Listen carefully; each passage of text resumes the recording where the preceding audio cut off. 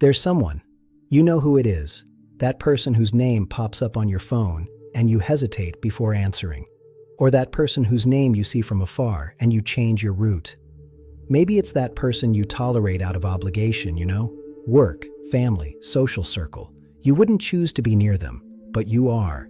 And you have a narrative in your head about who they are. A well-constructed story, with evidence, with concrete examples of what they did, what they said, how they treated you.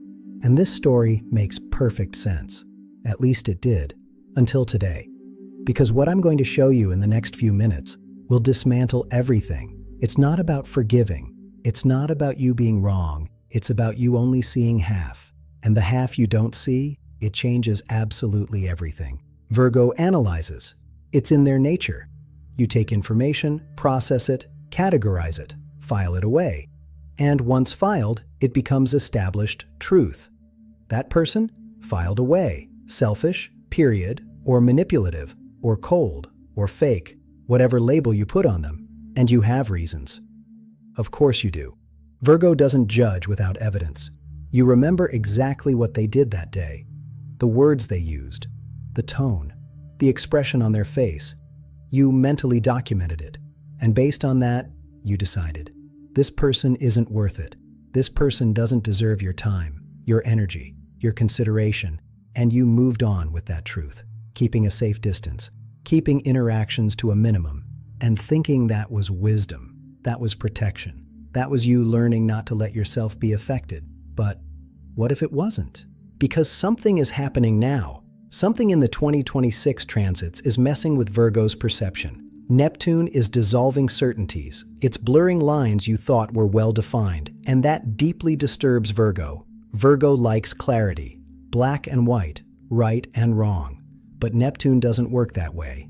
It shows that nothing is so simple, that maybe that person you categorized as X is also Y and Z, and things you didn't even consider, because you were looking from one angle, yours.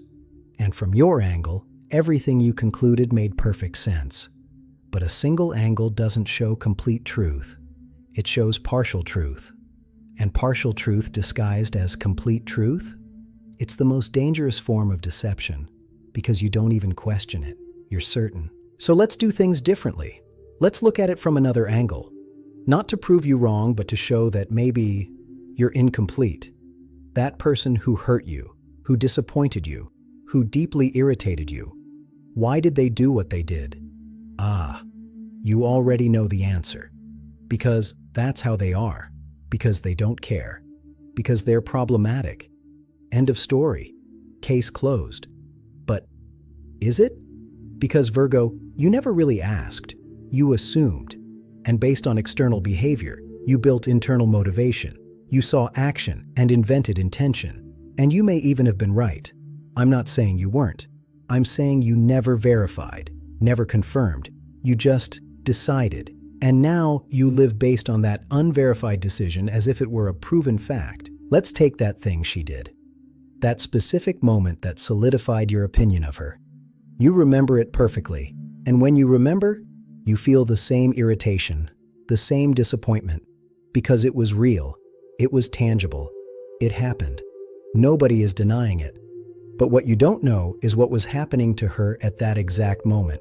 Not what she showed, what she was experiencing. Because people don't function in a vacuum, you know? That day she was curt with you, that she ignored you, that she said that thing that hurt you. Maybe it was the same day she discovered something devastating. Maybe it was the day she was holding so much inside that any external interaction seemed impossible. Maybe she was surviving by such a thin thread that being kind to you was a luxury she didn't have the energy to offer. And you? You saw selfishness. You saw a lack of consideration. You saw proof that she doesn't care. But what if it was just a breakdown? I'm not saying that justifies it.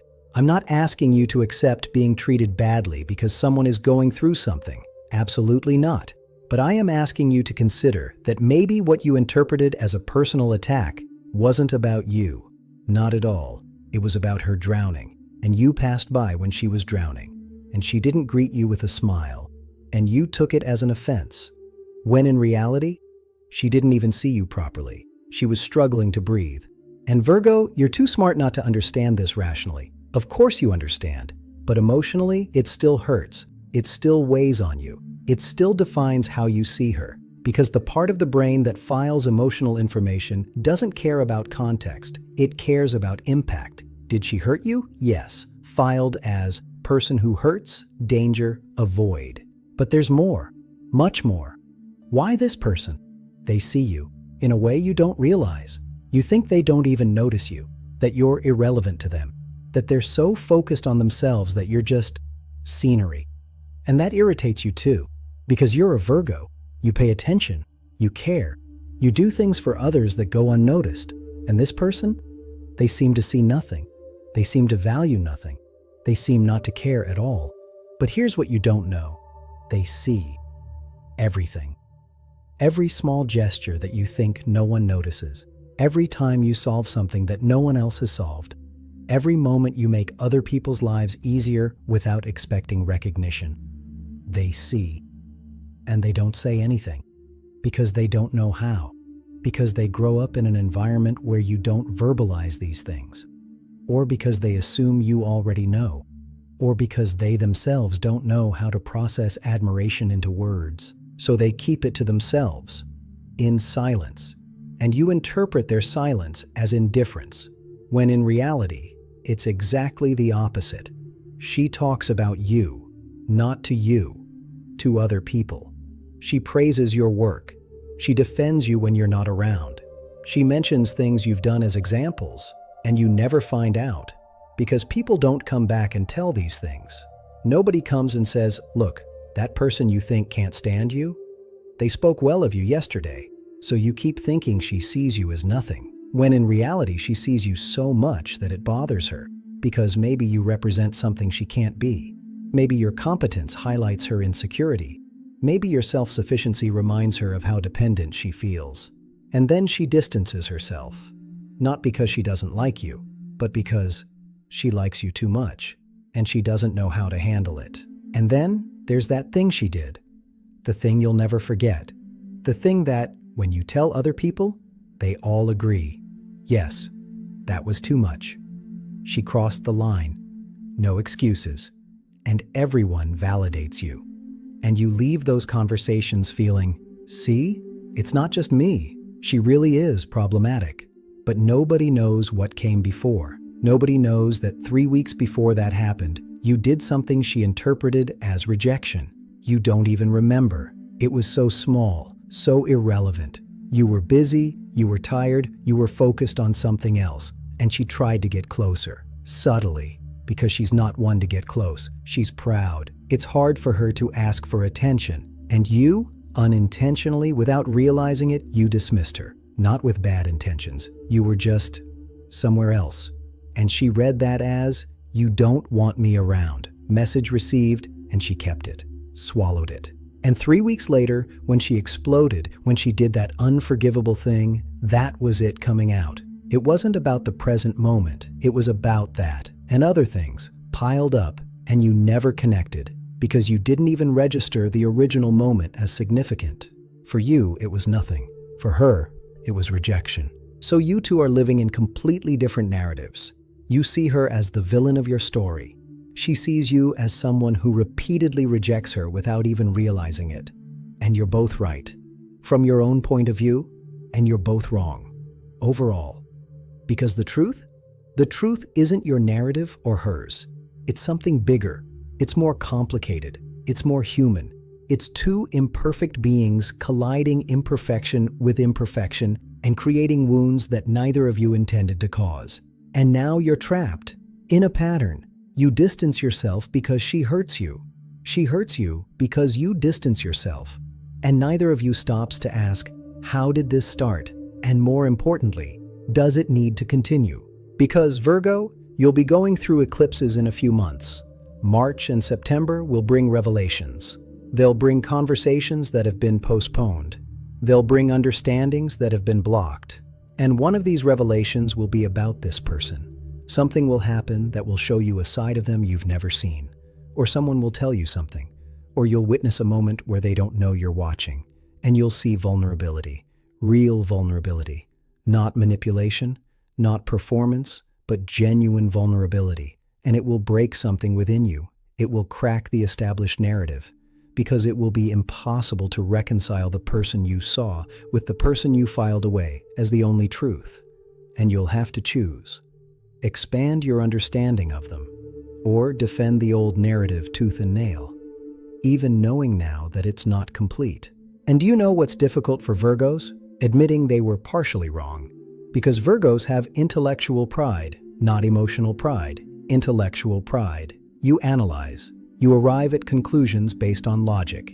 And if the conclusion was wrong, what does that say about your analytical ability, about your observation, about your judgment? It deeply bothers you, because you pride yourself on seeing clearly, on not being deceived, on understanding situations correctly, and discovering that you spent years seeing someone incompletely.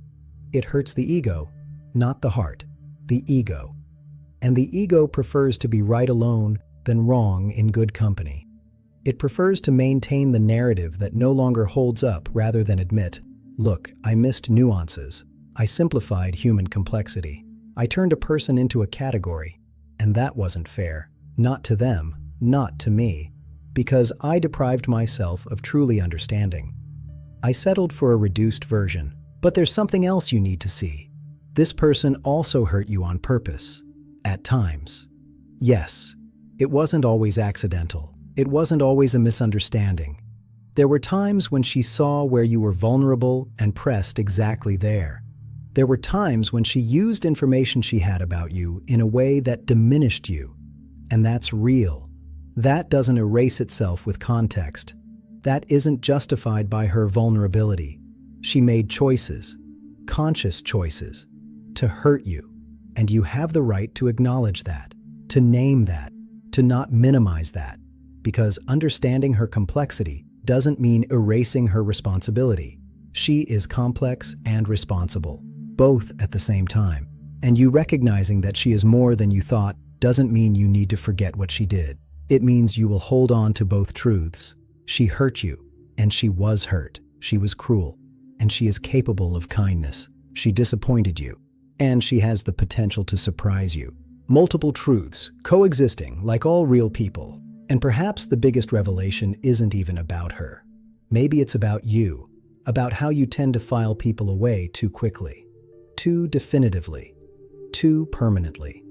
Because it's easier to deal with fixed categories than with fluid humans. Humans change, categories don't. Humans surprise you. Categories are predictable. Humans demand constant attention. Categories you file away and forget. And Virgos like efficiency. So you categorize, quickly, based on evidence. And that's it. But people aren't spreadsheets. They don't fit into a single cell. They aren't defined by individual lines. And every time you try, you lose something essential. You lose the part that could teach you, could expand you, could show you something about humanity you didn't know. But you won't find out, because you've already decided. You've already filed them away. You've already moved on. And this specific person, they're just one of many you've done this to. And maybe it's time to review. Not her specifically, but the process, the method, the tendency to judge permanently in insufficient time. Because you're going to live a long time yet. You're going to meet many people. And if you keep filing things away quickly, filing them away permanently, you'll accumulate a huge pile of people you completely understood in 2 interactions. And you'll surround yourself with walls. And you'll feel alone without understanding why. Because you're right.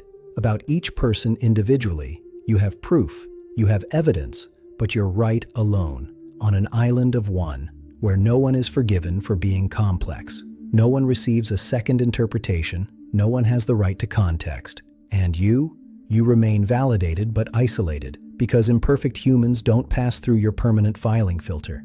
So you're left, and your certainty, and your loneliness, and you thinking the problem is everyone but you, when in reality, the problem is the method, it's the rigidity, it's the refusal to revisit conclusions, even when new evidence appears. So, this person, this specific person, the one you're sure you know, the one you're sure you understand, the one you're sure isn't worth it. I ask you one thing. Just one. In the next few days, pay attention. Really pay attention. Not to confirm what you already think. Pay attention to observe without a pre-established filter. Look at them as if it were the first time, as if you knew nothing, as if there was no history between you.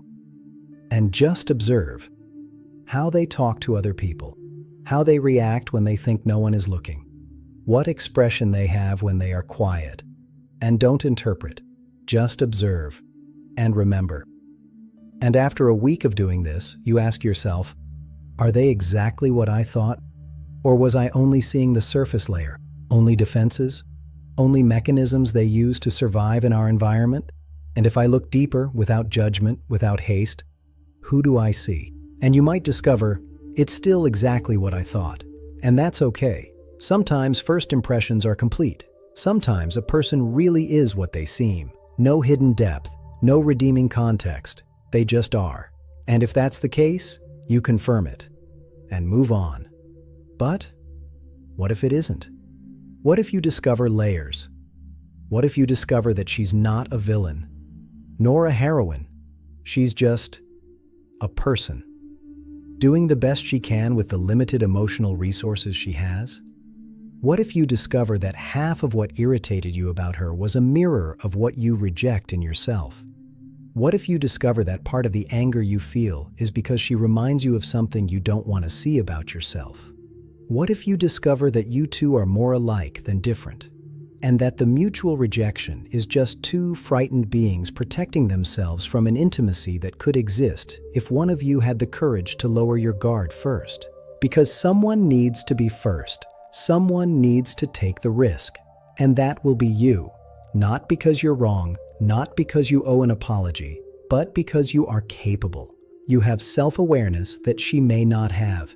You have emotional tools that she may not have developed. And with great ability comes not obligation, but opportunity. The opportunity to be an example of how imperfect humans can coexist without annihilating each other, without needing one to be right and the other wrong, without needing a villain and a victim. Just two humans who hurt each other unintentionally. And now they have a choice: to continue hurting, or to try to understand. And understanding doesn't mean becoming close friends. It doesn't mean blindly trusting. It doesn't mean forgetting. It simply means broadening the definition, allowing it to be more than one thing, allowing you to be right about some things and wrong about others, simultaneously. As is the reality of every human relationship. It always has been. You were just trying to simplify. And this is the gift of the 2026 eclipses for Virgo. It's not about her changing. It's about you seeing better. It's about Neptune dissolving the rigidity of your perception. It's about Pluto transforming how you process people. It's about you becoming a more sophisticated observer, one who sees complexity instead of just confirming categories, one who allows paradox instead of forcing coherence, one who feels comfortable with, I don't know everything about this person, and maybe I never will.